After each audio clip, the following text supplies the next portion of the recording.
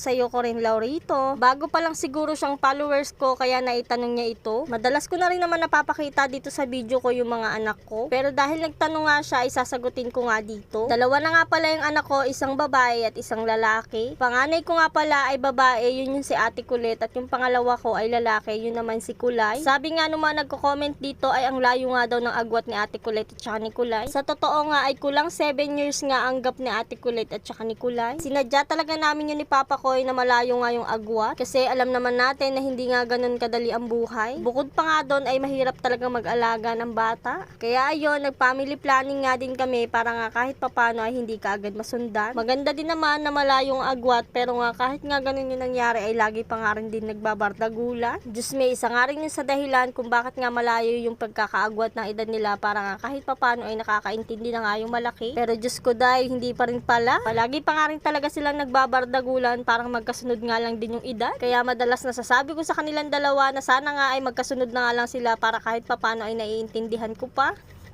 Pero thankful pa nga rin ako dahil nga kahit nga malayong agot nila ay biniyayaan na nga kami ng lalaki at babae. Para sa akin ay okay na nga rin yung dalawang anak dahil meron na nga rin akong babae at lalaki. So siya, dito na nga tayo sa video ko at meron na nga din akong niluluto dito na ulam. Adobong sitaw na nga lang itong naisip ko at nilagyan ko na nga lang din ng atay balunan. Kakakwento ko nga sa inyo ay hindi ko na malayan na tapos